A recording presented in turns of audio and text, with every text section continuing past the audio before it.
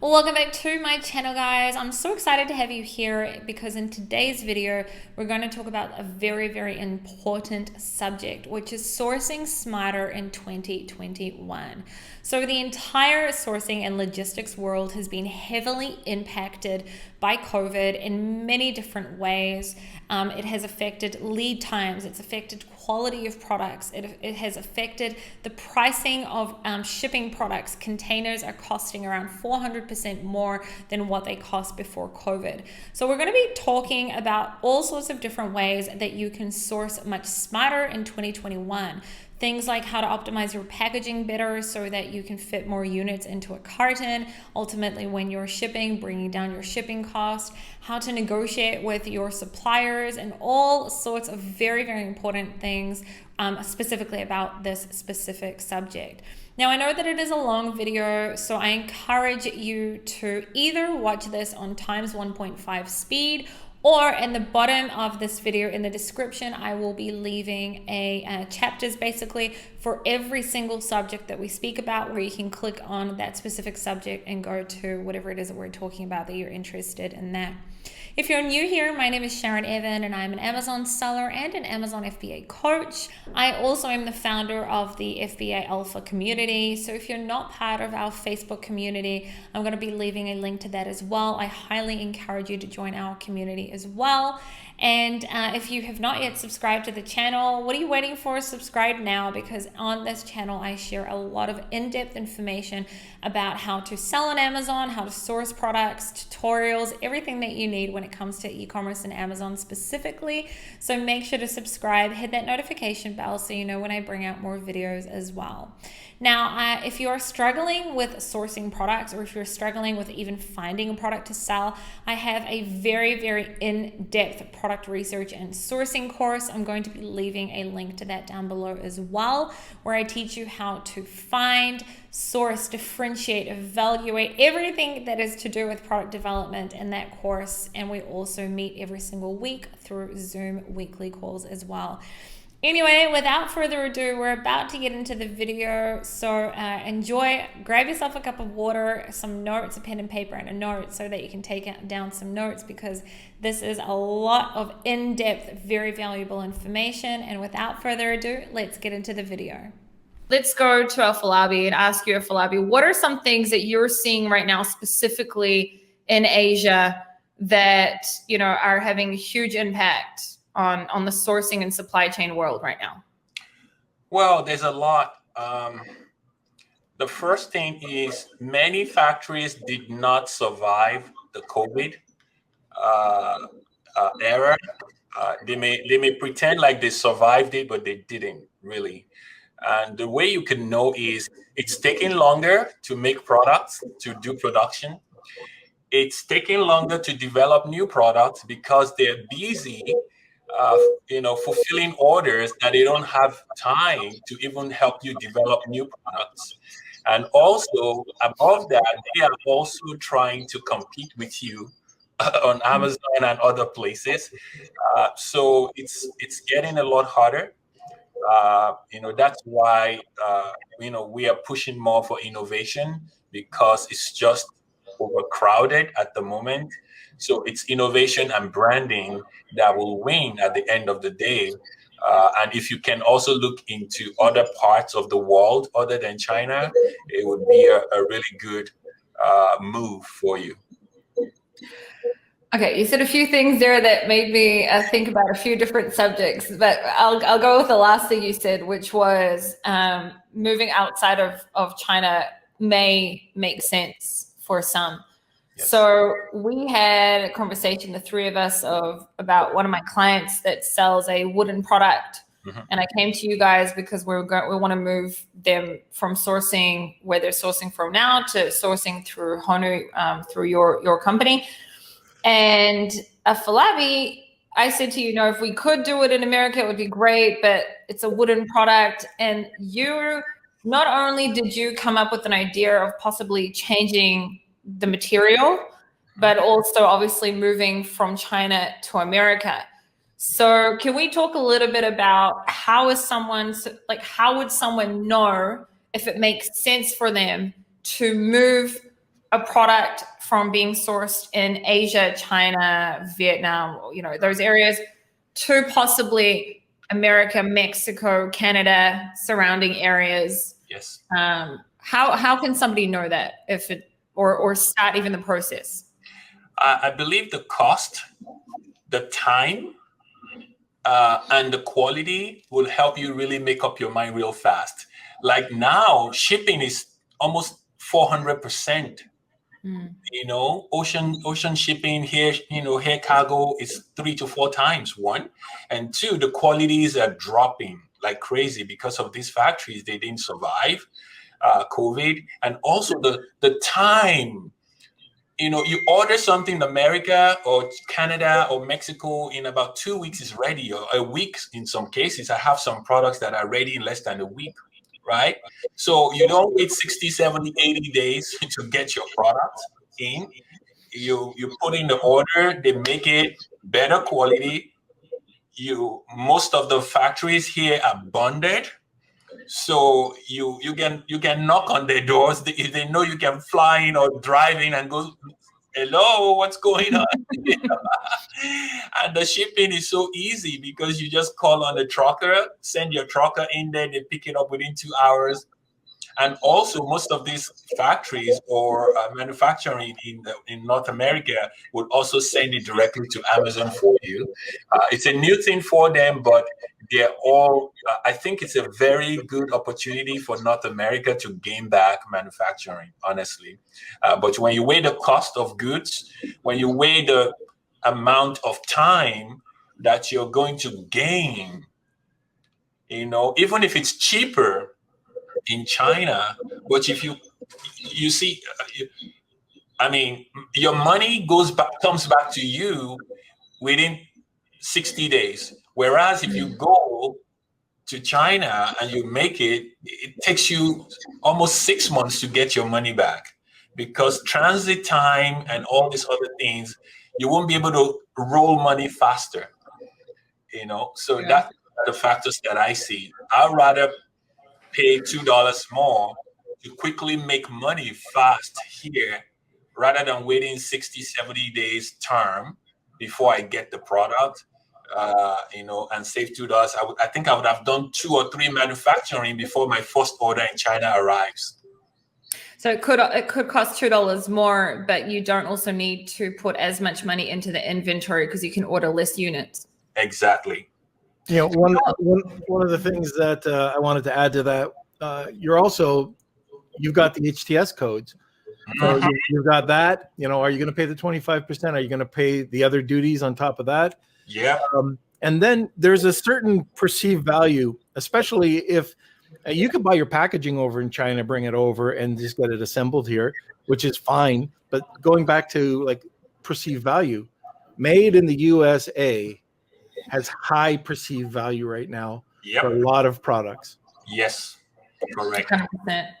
100% agree with that. It's I also think that I mean, I know through my clients, because my products, I can't make them in America, but not every product can be made in like, I don't think it makes sense, for example, to source toys. Most toys, I don't think any country in the world is comparable on a mass production level to China. You can correct me if I'm wrong, but that's my experience and opinion. I don't think every product can, but I think that possibly many products could. And I've forgotten what it's called, the treaty between countries. Like Mexico has no tariffs, right? Yeah. So there's also the countries where I have a list of them. I can't remember them off the top of my head. I know Israel's one because I live in Israel. Mexico, Canada as well. Yes.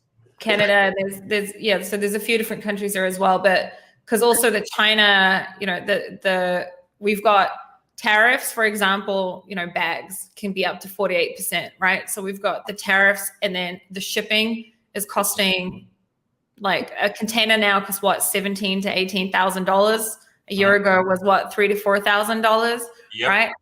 And then we've got on top of that, we need to order a lot more stock than we used to. So cash flow as well is becoming a really big issue for many, many sellers. Yes. So I love the fact that you guys mentioned perceived value. So you had Kevin King on last week, and he said that I presented in 𝗕𝗢𝗄𝗋's Elite, and I gave a case study of a product that we were sourcing, that we added a $2 product to bundle it up together and selling it for $79 compared to everyone else selling at $29 to $39, only selling around 5 units a day, but making $40 to $50 profit per unit compared to everyone else, and not needing to source as many units as everyone else. And I think I showed it was like 2,000 units a year compared to the competitors needing 20,000 units a year. Because,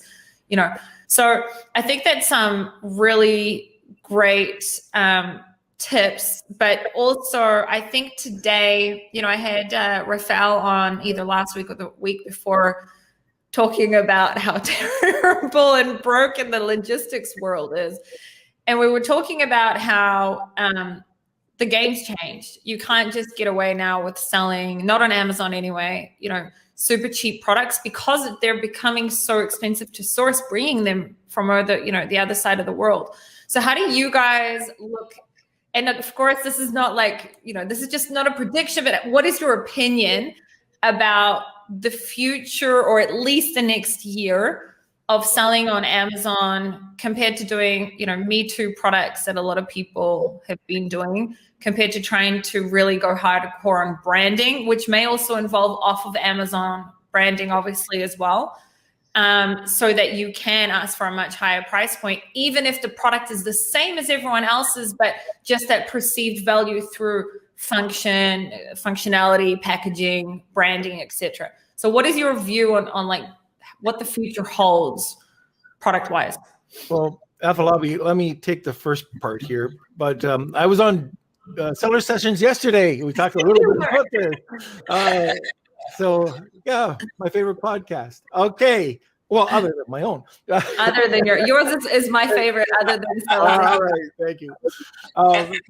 But one of the things that you have to look at, and you can't have the fear factor, is that everybody, if they're selling a plastic yo-yo or a plastic shoe stretcher and they're getting it from China, the only thing that's keeping their price at a certain level right now is inventory.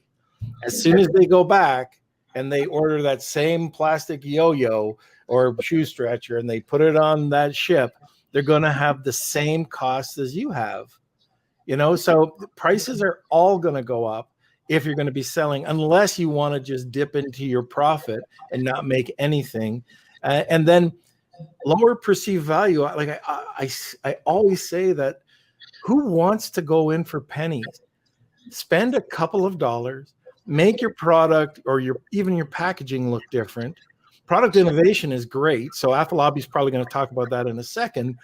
But anyways, I'm not afraid of what the landscape's going to look like on Amazon price-wise, because it's an equal playing field. There's no differences. The only difference is the way that you source, the way that you negotiate and make sure that I would say your supply chain management. Those are some key issues that will affect your bottom line. So I don't know about you, Afolabi, but you can take it from here. I take the cream and then you Afolabi. Yes, well, I mean, we share the same mindset. If you don't innovate, you really don't have any business. And people are starting to realize it real fast, that you're competing with a million factories and a million race to the bottom sellers. And I like Norm's story about his knives and how they changed the packaging to wooden packaging and out of the box experience. That's how you will beat the game. Everybody's probably going to pay the same shipping cost, but you have to innovate and protect your innovation, right? Get ready to spend more money on patents. Get ready to spend more money on copyrights.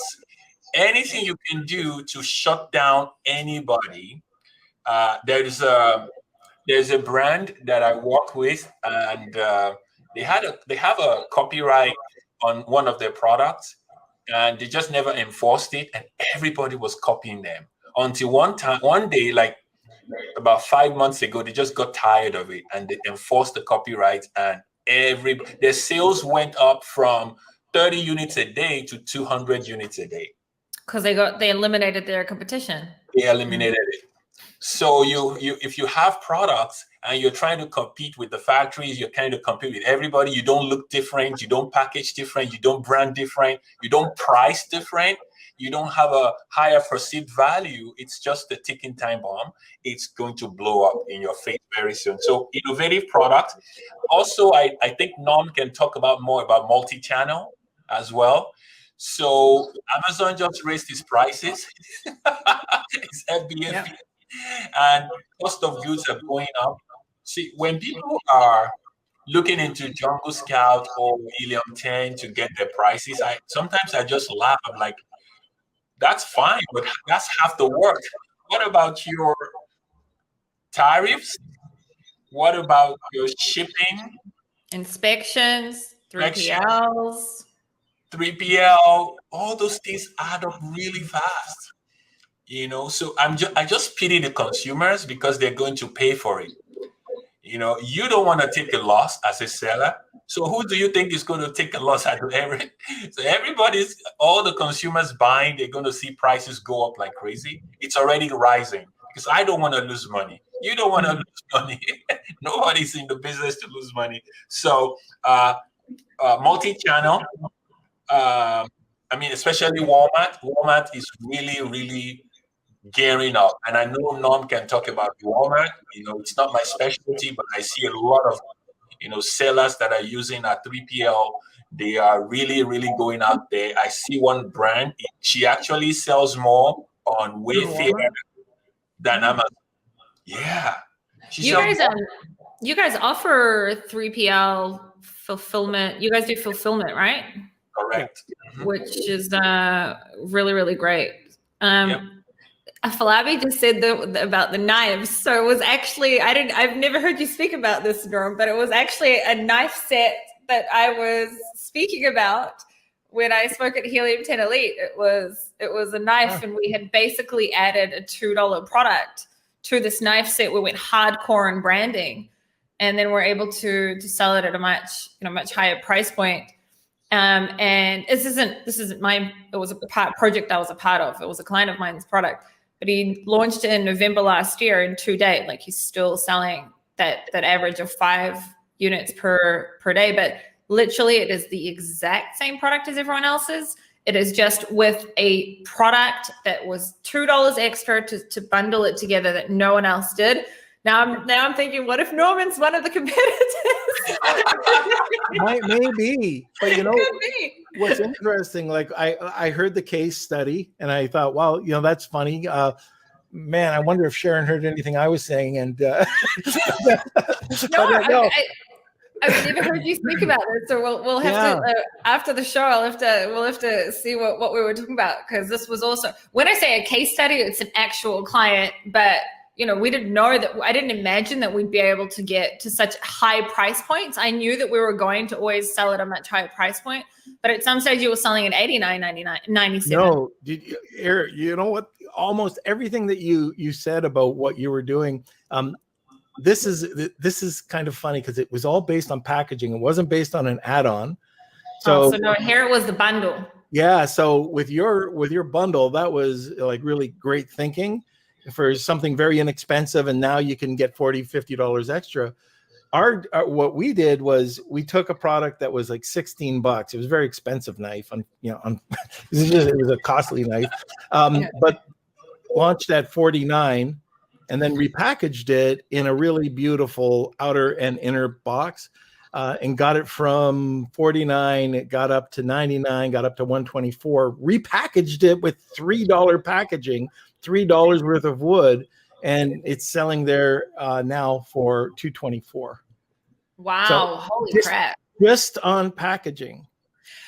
The thing is, no, I didn't hear you speak about it. Just so you know, I had no idea. But here, I explained it in the presentation that I did. What I realized was that in the frequently bought with there was this one product that was in every single listing, but no one had bundled it. And I did more research and I realized that you can't use this type of knife without using this extra thing. You're going to have to buy it anyway. Now, the knife wasn't as expensive as yours. It was a lot less. It was like $4 or $5 knife, but still a really, really good knife. The client lives in Thailand. The $2 product was sourced in Thailand. The packaging was good, not as good as what you're explaining, but was good. And the entire time we were going to go after high ticket. Like that was the entire time. That was what we were going to go after. We knew that we wanted to go after a high ticket. But anyway, we went off subject, but I wanted you to know that that's so cool that we're talking about knives. We'll talk about what kind of knives there were later. You guys mentioned, you didn't mention, or maybe you did, I can't remember now, but I wanted us to talk a little bit about, so some of the main issues today are raw material pricing, right? Shipping. So we'll talk about raw materials soon. What about shipping? Because I don't hear a lot of people talking about this, and I tried to get Rafael to talk about it last week or whenever I ended on, but we were going on for too long. And it's optimizing shipping. So if we know right now that shipping costs are 1 billion times more than what they were a year ago, right? Containers being, $17,000, $18,000. Is there a way that you guys can help people to start thinking about how they can optimize the best shipping? Meaning it could be making their packaging a little bit smaller so they fit more units into a carton. Like, do you guys have any advice on optimizing the way that you ship your product, package your product, so that ultimately you can fit more units into a container or whatever it may be? Oh, yes. We actually did a whole, was it like a Facebook Live or something we did about a month or two ago about 3PL. I call it the 3PL acts, which are things you could do that will save you a lot of money. Running a 3PL center here, I can see mistakes that people make that could have saved them a lot of money. And so let's say you're selling, what can I say, a big bucket, right? Many people would put the bucket in the packaging. The bucket is this high, right? You put it in old packaging and you can fit like, 300, 400 buckets in a 40-foot container. And I'm like, don't do that. Why don't you do your packaging flat? Stack the buckets on each other and put them inside each other and stack them like a ceiling, right? And ship packaging and buckets separately. And once they receive it in the 3PL, then you take out the bucket and put it in its own box and send it to Amazon that way. You just saved yourself like 60, 70% less in shipping cost just by doing that. Just to clarify, you were saying, why don't you instead of putting them in packaging, instead stack them on top of each other and send the packaging separately because the packaging will be flat, exactly. Right? And then package them in America, which is very smart. Correct. Correct. And even when you're stacking the buckets on each other, you can even stuff the bucket inside. Yeah. With little things, whatever accessories you want to put in, you stock it inside. That will save a lot. And when you're arranging your container, if you have multiple SKUs, you have to load your container. Tell your supplier to load your container SKU by SKU. Yeah. Do not. If you have 5 SKUs, do not put one of SKU 1, another SKU 2, and mumble jumble everything, because it's going to take us time to sort it out. When they arrive at the warehouse, if they're not stacked in a good configuration, we would have to charge. It could be $500-600 just to sort it out for you. Whereas you have told your supplier to stack SKU 1 and then SKU 2 and then SKU 3 until they fill up the whole container. It's easier that way. And also, if you have loose stuff, make sure you pack the container really nicely and block it with a net. so that they don't move around. Remember, when they're loading a container to the ship, so many things move. And most of these products are already damaged before they get to the States because they're moving around in the container. Make sure your supplier block them in really nicely. Make sure they label the boxes on them really nicely so that we can see your SKU or your color right on the box. If we have to open your box to see what's in it before we classify it, it's a lot of work. So I see people paying a lot of money. Another thing that people do that I don't like is they put a color tag. Let's say, Sharon, you're selling ceramic knives and they come in different colors, right? Yellow, white, gray, and they put a dot. They're selling gray and they put a dot on the box. What if the warehouse worker is colorblind? Sure. Sure. To write the color. Yeah, so it's better you write the color on your box, make your SKU legible. This way, we don't have to strip down your whole pallet just to be able to arrange things for you, right? And pack your container full, floor loaded full. See how much you can pack in there. It used to be good to ship in pallets, but not anymore. With this price of goods, it's just not worth it. And also, planning is another big thing. Plan your container arrival so that you don't have to spend much time in the warehouse. If you know you're going to run out every 60 or 90 days, make sure your container arrives 2 weeks before or a week before if you can, so that as we're taking them out of the container, we're palletizing, we're slapping pallet labels, box labels on them, and they go right out. You're going to save yourself almost half of the storage cost if you do that. That's some great tips there. Norm, do you have anything to add to that?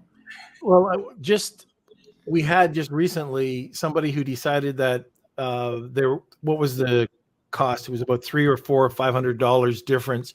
And so they decided to go with a cheaper quote. Well, what happened is when Afolabi opened up the door, they had no security net. They had nothing. Boxes had been fallen over. I don't know how much damage there was. And these were in a really high-end box. Anyways, they were all smashed. And there was just little things like Afolabi was saying, like the corner protections, the safety nets. There's all sorts of, what are they called? The security bars going across. All these little things make a difference. And by spending a little bit more, by going with the cheapest to a little bit better price, you get that better service. Well, depending on the company anyways, but you want to ask these questions. Are they going to be using these types of things, or is it just going to be, free flowing for, 5, 6, 7, 10,000 miles? Yeah. I can say that one thing that we did recently is some of our products come inside of it's in an envelope box. It's called something else. I'm saying envelope box because it's the first thing that came to my head, but it's type of like they're like this big and it's like an envelope thing. It's got a flat.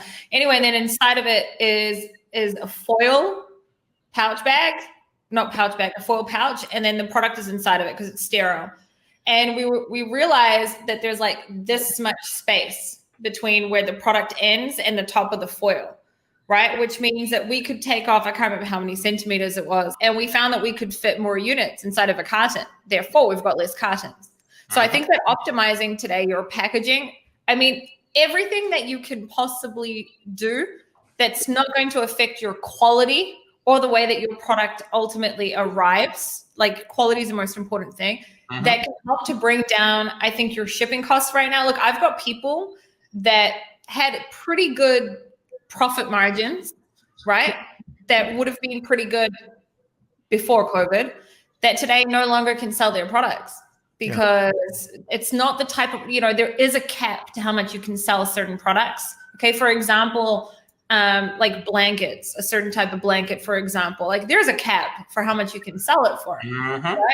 And so there's, of course, you can shrink wrap. There's all sorts of things that you can do, or vacuum seal, etc. But many people like their products just aren't going to be profitable right now. So there are some people that have come to me and I've been like, well, let's see if we can, it could be a matter of just fitting more units in a carton. And then, you've got a whole more units in the container. So I think that also like trying to optimize the way that you package the product. And you know what? It could even be, if you've got a product, I don't know why, the only thing that comes to mind right now is a packet of chips, because it's like the perfect example, but that even it can be made a little bit smaller, right? What do you think about that, Afolabi? Like optimizing, many products are bigger than what they should be, right? Yes, and if there was ever a time to optimize your sizing or things like that, it is right now with the way, because I don't know, I've seen crazy stuff with the shipping cost. And the problem is it's probably going to get worse soon. Yeah. The packaging, if it could be smaller without sacrificing the padding around it to make sure that they arrive safely. Norm actually did something with one of his clients' products recently that I really, really like. So instead of using styrofoam or things that are not eco-friendly, he actually used a vacuum as a padding. So the product was sitting in between 4 cardboards. So 2 cardboards surrounding the product in the middle, and then another 2 cardboards crossing them, so that all around them is just vacuum. And yet the product doesn't move because it's been boxed in by the 4 cardboards. And then the remaining 2 cardboards, one is on top of the product and one is on the bottom. They kept the product in the middle. So there's no amount of drop. You drop that product, it's not going to break. And it was glass. It was really brilliant. It was glass? Wow. It was glass, and it suspended in there. And so they wanted an eco-friendly packaging, right? So tried to think, what can we do?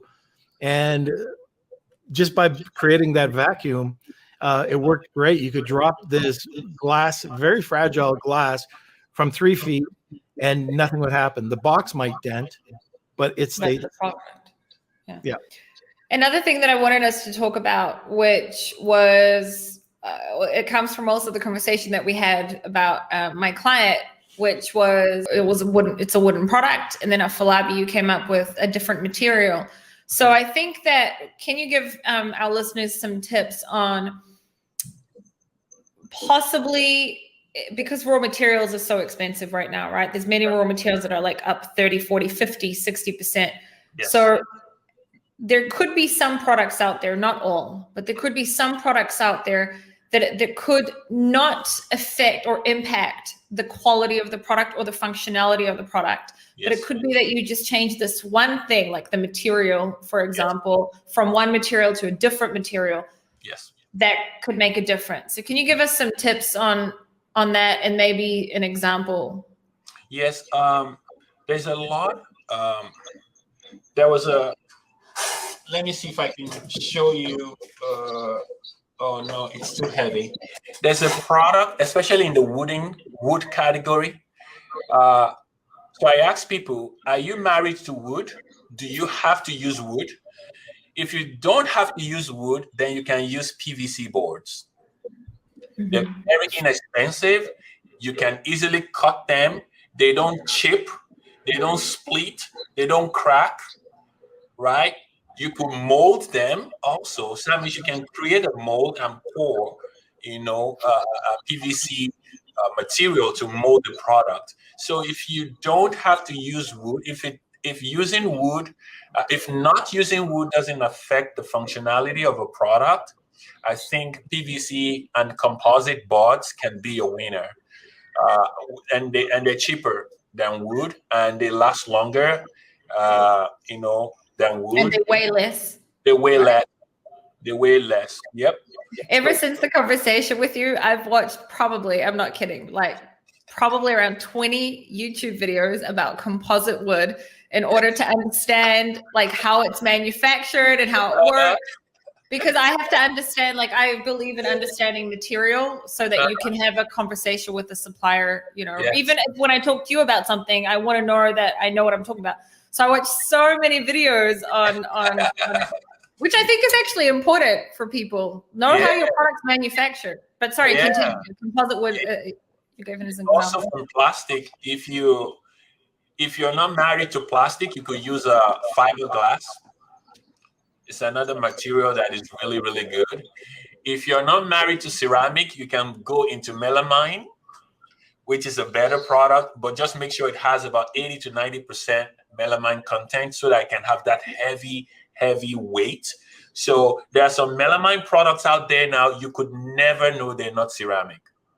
You have to really break them, just throw them on the floor or chop them into pieces and really check to make sure that they're not ceramic, because they look exactly like ceramics. And they don't break like ceramic. If you drop a ceramic, it just breaks. So there was a lady that wanted to make a product in the, you know, like a flower vase category. And I'm like, why do you want to do this in ceramic? She's like, I don't know. Everybody does it in ceramic. So I said, okay. So I told my team, I said, just find out the price in ceramic and find out the price in 90% melamine, and let's see what she says. And then we gave her the price. Ceramic was $7.50. Melamine was $2.50. She's like, I'll pick melamine. Wow, that's amazing. It's amazing. It's amazing what kind of savings you can have. And guess what? Maybe your customers wouldn't even notice if you change your product. And you could even market it, you know, talk to the beard guy. You can actually market a composite or ceramic, or a melamine to market it in a way that people actually pay more. Where they think it's worth more. Yeah, perceived value. Hey, hockey stick, you know, Canadian, like being Canadian, wooden hockey sticks back in the day were expensive, especially now. If you wanted a wooden hockey stick, I don't even think they make them anymore. But with the fiber carbon, they're made in Mexico. They're way cheaper than wood. And from a $20 or $30 hockey stick, you know, now you're paying hundreds of dollars for a hockey stick, and it's acceptable because people, well, the big companies market it that way. But another way that you can go on this is that, let's say, and I'll give you an example, garden shears. So steel carbon garden shears, right? Were typical what people would use. You could switch that blade over just to a titanium garden shear blade, and it's just a cover, really. It's the outer portion that works. It's a better quality material, and that 45 cents can get you $7 to $10 more because you can market it as titanium now. Yes. Yes. Yeah. Correct. That's actually something that I was just thinking as you were speaking, that it could even be that you actually do the opposite. Instead of trying to find a cheaper material, get a more expensive material that may only be $1 more, but you can then sell it for like $10, $15 more. Yes. Which is, because I think that now is the time I've had a lot of people panicking, especially after my last podcast with Rafael, because he didn't hold back anything about how crazy logistics is and shipping is, and I know it, but I don't think everyone else necessarily understood it so much, especially coming from his mouth. And then I had a lot of people panicking, and I was like, there is nothing to panic about. We just need to do things differently. And by the way, I've from day one, I've always said differentiate, never sell copy pasted products. You know, if you ever watch my stuff, it's always differentiate, branding all the time. Like I'm so against just like finding random stuff and selling it always. But now it's even more crucial, right? Yep. So I think that something like is really important for people to start thinking about. It's just that you just actually have to probably maybe work a bit harder than what maybe you needed to do 2 years ago. But like many of us are still making a lot of money online, and many people are still launching new products, not just older products. Many people are still launching new products and still doing really well. Many people are failing too, right? But many people are still doing really well. So we just have to like adjust the way we source, I think, Do you agree with that? Yes. 100%. Yes. Yeah. We need to. A funny story, about 2 years ago, there was a product that I was buying in the US, and it was selling a lot. I'm like, let me see if I can just source it in China. And the supplier in China says, yes, we can make this. It's going to take us 45 days to make it. I said, why does it take that long? He says, because we're going to wait for the chemicals to arrive from the US. Huh? They make it in the US, no? I said, the chemicals to make the product come from the US. He said, yeah, we don't make this. We don't have this chemical in China. Only US makes these chemicals. I said, so you're going to buy the chemical and ship it from the US to China, and then you're going to make the product, and then you ship it back to me. No wonder your price is more than the US. Yeah. So people should really, really take a look at different options, honestly, especially now, because if your prices are a little bit cheaper in some other places, and the quality of the material at the same or even better, for that product that I talked about, I sent to the US. I order it in a week, it's here. You ship it next day, dropping. And we get it, rather than having to wait and then pay more. Your product may be cheaper in the US, may be cheaper in Canada, may be cheaper in Mexico, may be cheaper in other places. You just don't know yet, until you try it. As someone who also works with a lot of sellers, I do a lot of coaching, less now, but I used to do a lot more. And I recently, the other day actually, reached out to Afolabi about a client of mine. I'm not going to tell the whole story, but long story short, my point to what I wanted to say without like calling people out or anything is, I think that some people don't want to go to someone, for example, a sourcing agency or a sourcing company, because they think that there could be, obviously sourcing companies work in different ways. Payments can sometimes be that they take a percentage of the purchase order. It can be that they take a flat fee, right? There's different ways. Anyway, and I think that some people may think, for example, going to a sourcing agency, most people today, we can't fly to China, okay? Unless, like, I don't know, you want to be 2 weeks in quarantine, you're fine with it, but otherwise you probably can't fly to China. And I'm pretty good at sourcing, but there are people that are a lot better than me in sourcing, have a lot better connections than me, right? I'm someone who's very well connected. I know who to go to for what, right? But that's not everyone's like us, And I think that if there was ever a time to consider working, for example, and this is not me like plugging you guys, there are a lot of good sourcing agencies there, but if you're going to go, then you may as well just go to you guys, to Honu. But I think that there was ever a time to also consider working with someone that can help you to source. It's now, because even if it's going to cost you, for example, an extra $2,000 or $3,000 that you didn't account for or expect in advance because of, like a flat fee, for example. But what if that one sourcing agency finds you the product at a much better cost, lead time, shipping cost in Mexico instead of in China, right? Because of their connections.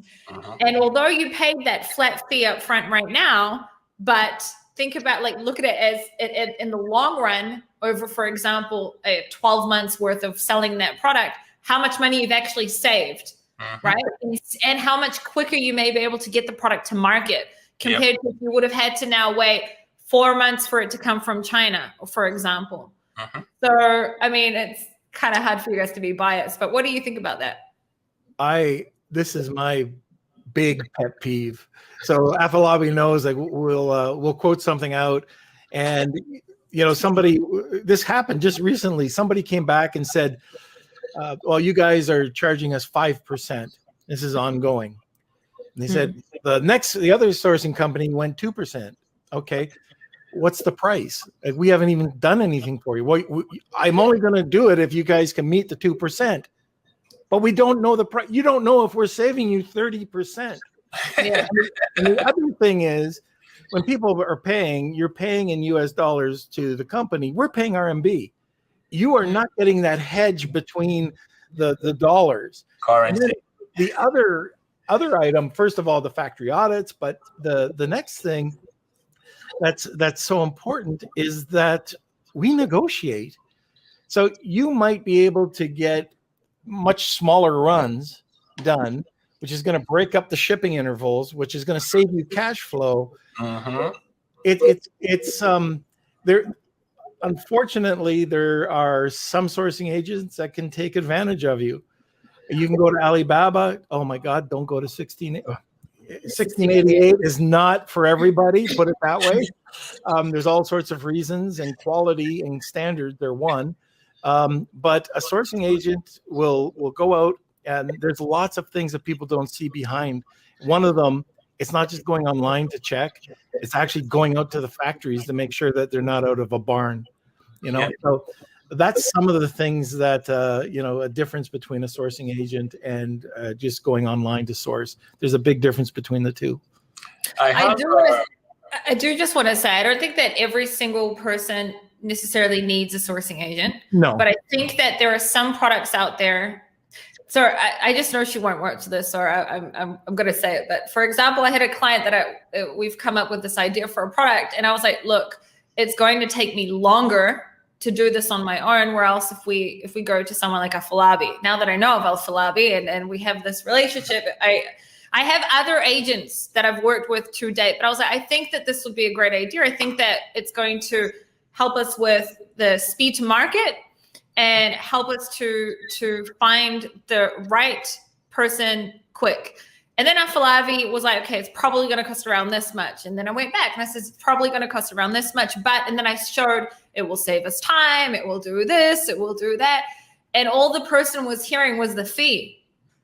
And I was like, but you don't understand. And I was trying to explain it. And I'm pretty good at explaining. I think I'm a pretty good teacher. I have a great way of explaining things. But that's all that sometimes people see and you forget. And that's why I'm trying to explain to people, if there's ever a time to adjust, to think differently, to do things different from what you've learned up to date, it's now. Like speed to market, saving time, saving lead time, things like that. Like if someone like you guys can get a much lower MOQ or whatever it may be, help in some way, where if you look at it in the long term, it's going to save a lot more money and time. Time is money. Okay, yeah. Maybe the product is going to be cheaper for someone else, but for example, for a sourcing agent or through someone else, they're going to get it for you twice as fast. You get what I mean? Like thinking about those types of things that people are not everyone, but many people are so like inside of this box. It's so hard to get them outside of it.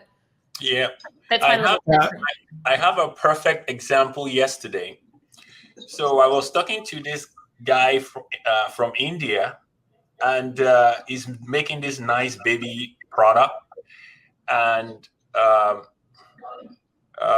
so I told him her fees to help him do this. And, so he finally said, at least he wants to book a call with me. So I said, okay, let's talk about your product. And when he started talking about his product, I knew he didn't know what he was talking about. So he said, so my product, I want to add this to it. And then I want to add this accessories to it. And I'm going to make like 6 molds. And I'm going to connect it this way. I was listening. I was smiling. And it's like, why are you smiling? I said, who told you need a mold? It's like, well, some people, the factory told me I need a mold. I have to make 6 molds and this, and the mold is like 15,000. So I drew the product for him on the fly. I said, this is how I'm going to design your product, and you need 0 mold, and this product will be done in 30 days. And you can charge $50 to $75 more in retail for this design. And he's like, oh my God, I never thought about that. I said, So is it worth our fee or not? I just saved you $15,000 in mold cost, and your cost is going to be less. You wanted to use plastic. I said, don't use plastic. There's a way we can design this product for you to use fiberglass and a combination of, polyester to do it. And it's like, oh, wow, how come I never knew that? So we're actually saving you money. That's right. Getting you to pay more. You're actually saving money. But I do understand what Sharon was saying. It's harder, especially for a smaller seller or a startup seller, or people that believe in people that don't like spending money on intangible things. So I found out it's so easy for people to spend money on what they can touch and feel. And they don't like spending money on services because they can't feel and touch the service. So it's a bit of a struggle when you say, oh, go talk to Mr. The beard guy. It's going to help you with your branding. It's going to help you with your packaging. But I can't see it. It's just ideas. But these ideas that is going to tell you, spending an hour, 30 minutes or an hour with him on branding and on packaging and these, it's going to save you $40,000-$50,000 guaranteed. Yeah. But people just don't see that part, and I don't know the solution to it, honestly. we saw something else, Afolabi, that people didn't realize, and you bring it out to their attention, is protecting what they're doing. If you go out there and you just start talking to your manufacturer and asking input on product innovation, they become a co-owner. Yeah, I'm not a lawyer, disclaimer here, but in China, we've seen where they claim that now they are a co-owner in that product, which is kind of scary. And the other thing, 3-letter, that we see that we save a ton of money a lot of the times, HTS codes. Yep. If they're like, that's the other thing that you're not going to get that over at an Alibaba or a 1688.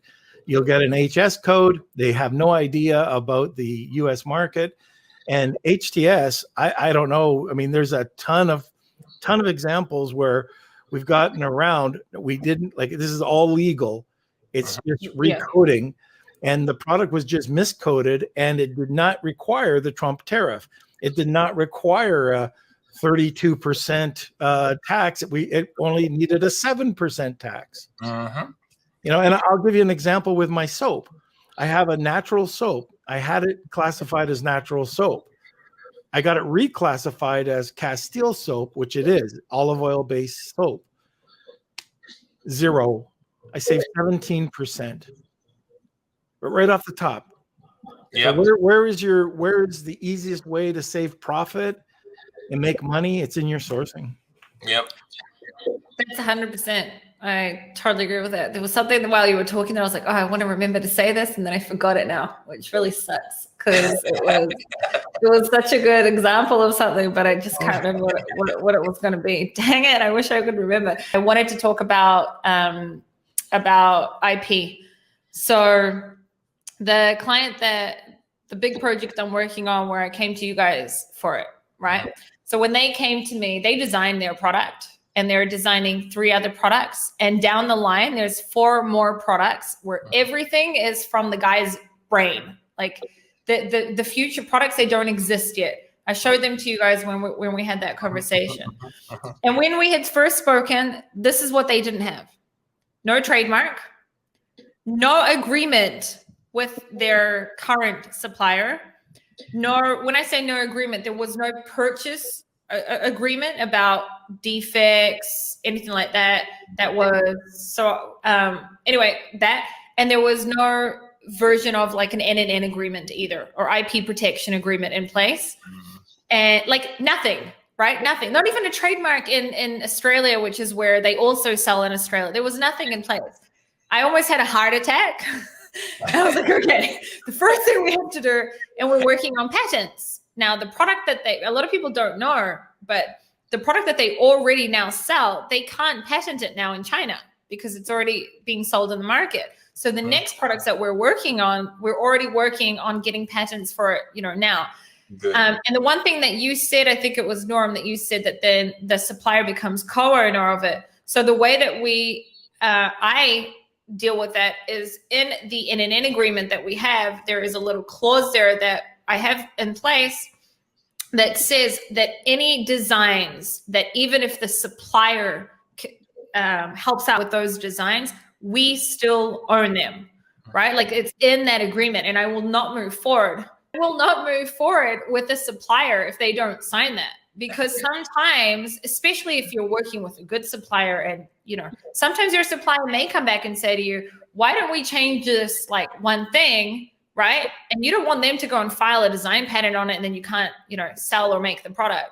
So I think that in general, like it makes me sick how many people don't understand how important protecting your designs and IP, etc., in China as well as overseas, but first also in China is crucial. Like, what do you guys think about that? I'm really passionate about it. I can talk about it all day, but I'd love to know what you think about it. Absolutely. Absolutely. You have to do that. And the other thing we could touch on maybe is properly setting up your pro forma invoice. That's another way of protecting yourself. And a lot of people don't do it. They do it through just a simple English email or purchase order. We really do need to put everything into that pro forma invoice. That right down to the last little detail. Even if you have a defect ratio, that it gets that you see more defect with your product in Amazon. Who takes care of that? You have to have it all laid out there. Who owns the molds? And it also has to be in Mandarin. So if it's not in Mandarin, you could have a problem going to court. I usually have I've just forgotten what it's called. I've actually maybe got one here, but I have an agreement that with my lawyer, my Chinese lawyer, where we make it's like one agreement for all further purchase orders, right? That in there we speak about the defect rate, in the NNN is where the mold is held, but the defect rate and inspections and quality and all of the stuff that you'd usually put in the pro forma invoice, we have as one agreement. And then per purchase order, we then have, or pro forma invoice, then we have per purchase order, then we have in there, if there's something vital for that specific thing, that order. But that is the way that I work in everything. English, Mandarin, English, Mandarin, like in everything. I think that it's just like so crucial. And also we didn't even touch on like the high defect rates that there are right now and failed inspections. What are you guys seeing on your end with failed inspections? Because I'm seeing a lot more. One thing before Afolabi answers this, get a signed production sample so you don't get that quality.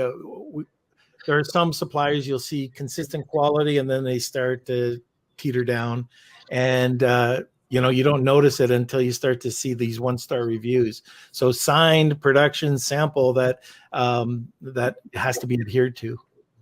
Yeah, that's a great tip there, Norman. That's like a golden nugget.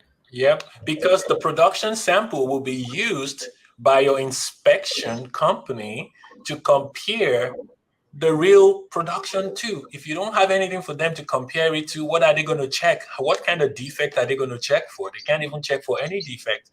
And acceptable rate for inspection depends on each person. I like it to be less than 1%. And whatever the defect is, they have to change it, replace it before the order ships. If it's going to delay the order shipping, then they have to give me back the money in credit. And also, if you're using a supplier that is always having 1-2% or whatever amount of defect rate, write it back into your contract that even though I'm ordering 2,000, I get 2% extra units free. And For the just in case. I just thought of something when we were talking about the sending just straight packages over by container. Here's a tip that we just found when we did our mugs at Afolabi. You ask for additional packages. So the product might not be broken on the inside, but if there was some transportation issue, you need more boxes, just get a few extra, and that will help you out as well. That's a great tip. That's a great tip if you're not going straight to Amazon. If you're going to 3PL. Right. Yeah. Exactly. Great. Exactly. Great tip. What is one tip that we can each give? Well, not me, you guys, because you're the focus here. So what is the one tip that you can give to our listeners that is going to help them do smarter sourcing this year in 2021 that is not something that we spoke about up to now? Starting with Afolabi so Norman can have time to think maybe about it. I think one way or the other it still has to be tied to what we've spoken about, which is don't sell copy and paste product. Just innovate, because you don't have any asset unless you have a product that you actually own. It's your design, it's your idea, it's your modification, and also now mention something in the passing. I'm going to highlight it. Mold ownership agreement. If you own a mold, you can take your mold anywhere you want. You could uproot your mold and ship it to the US and do production in the US. You can do production in Mexico, in Canada, anywhere you want to do your production. But make sure that don't let your supplier pay for your mold. Some people are sick. They're saying they got a good deal. My supplier actually offered to pay for my mold. No, don't let him pay for that mold. If he pays for it, it belongs to him, and he may refuse not to sell it back to you. And I do have situations like that, you own the mold, make sure you put it in your performer, or you have a separate mold ownership agreement that it is your mold, and you can take it wherever you want. There's another one I wanted to say, maybe while the beard guy is talking, I'll quickly remember and jot it down. But there's one more thing I remembered now. So you're copping out.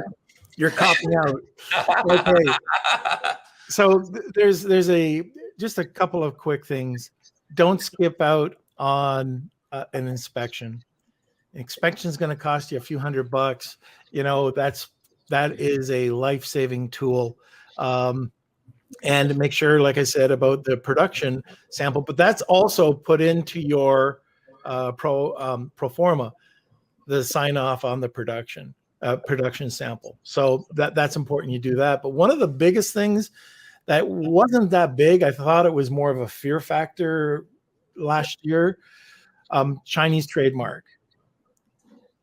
I have seen horror stories with some brands where this is one, you probably know the person too, where they had a hijacker on their listing. They got a lawyer to boot them off. They wanted to come back on. They were trying and it didn't work. So what did they do? They went to China and got a trademark. They got the trademark. They helped the guy, said, you have to let us back on Amazon. And it cost them a ton of money.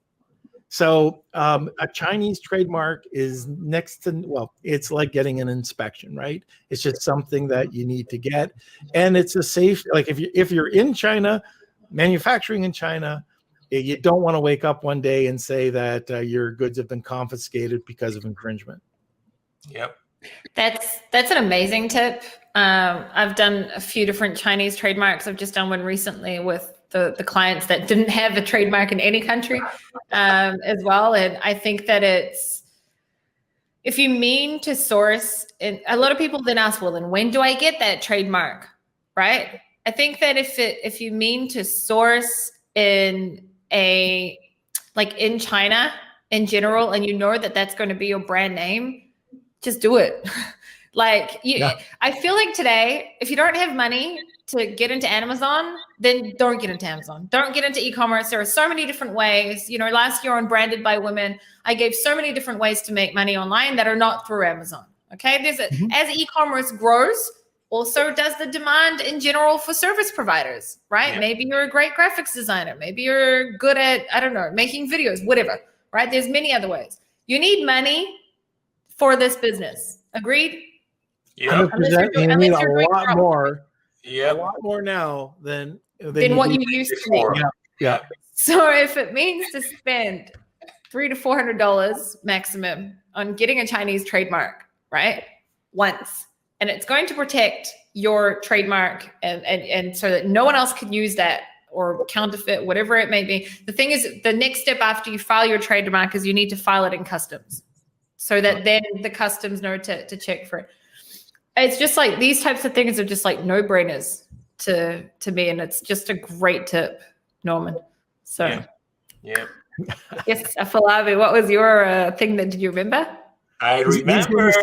We were going to say, oh, Norm just said it. I thought that's what he may say as well. I remembered finally. So if you're selling any anything electronics, it could be toy. If it has any form of plug or electronic circuit, anything, you need to make sure your supplier has the certification for the parts inside it. And I'm going to tell you a horror story. Last year, these products I've been buying for like 7 years or 6 years or whatever. And all of a sudden last year, the customs, they stopped the container. I'm like, why? What's going on? They said, well, we looked at the plug and we saw the UL logo on the plug. Can you get us a certificate from your supplier that they're actually approved UL supplier?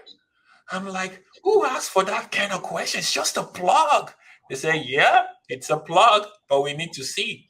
So I went to the supplier. I'm like, hey, can you send me your certification from the UL that you're authorized to produce this? I never heard from them for 5 days. I'm like, oh, this is bad. Wow. And they sent me a forged one. They sent me a fake one. And then I sent it to the Border Patrol, the Border Protection. They're like, nope, this is not real. We sent it to UL Board. And UL Board said it's fake. I'm like, oh, no. So I got back to the supplier. I'm like, it's fake. And then they kept quiet for another 10 days. They said, no, it's genuine. I'm like, we checked your name on the UL Listing Association. Your factory name is not there. Oh, we're so sorry. We're so sorry. Maybe on your next order, we use it. What next order? I know, right? $25,000. Wow. The whole container seized and trashed. Wow. For one stinking cord, power cord, right? And then to make the matters worse, they opened the device and they looked at all the capacitors. And they saw another logo, CSA logo, which is an association for capacitors and stuff like. I'm like, bring the certificate for that one too. I'm like, oh my God. I went back to the supplier and be like, where's your CSA license to use a CSA capacitor? Well, we buy the capacitor from another supplier. Okay, go to that supplier and get me the CSA certification. Well, they said they don't have it. I actually have a similar story, which could also be a tip for people, which is also, when I first started sourcing one of my beauty products, which I still sell today, but I used to source it from China. And today I source it from Poland. But when I just started the specific product, we put the FDA logo on on the product. I'm proud of this, but you can learn a lot from this. Okay, first of all, obviously, unless your product is actually FDA approved, you can't mention FDA anywhere. But also the FDA logo is trademarked. It's a trademarked logo and no one is allowed to use it. You are not allowed to put the FDA logo anywhere, not on your product packaging, nowhere. Customs then came and said, first of all, you're not allowed to use the product, but hold on, you're mentioning the FDA. Where are the certificates? This is FDA approved. Now, this is when I just started this. This is a long time ago. This is like 5 or so years ago. Your sins are forgiven. Your sins are forgiven. The end of the story was that product was also destroyed. We did not have, first of all, it's not actually FDA approved. So if your product, just don't mention FDA in general ever if you don't have to, right? But definitely, just so people know, having the FDA logo in general, you can't put it on your products. You can't put it on your product packaging. You can't put it in your listing. You can't actually use the logo anywhere. It's actually illegal. It's just like using Coca-Cola's logo. You're actually not allowed. So I learned that the hard way. So did you get a fine? Yeah. Did I what? Did you get a fine? No, we didn't get a fine at that. No. Not that I remember. No, I don't think we got a fine. No fine, but just destroyed. It was destroyed. It was just destroyed. And thank God it wasn't that much stock. So, yeah. Yeah. All right. I can see my internet's playing up. Thank you guys for coming. Oh, it was our pleasure. Afolabi, if anyone wants to get in touch with you with it, where can they find you? They can just send them an email to savings@HonuWorldwide.com. Savings@HonuWorldwide.com. That's a really smart email.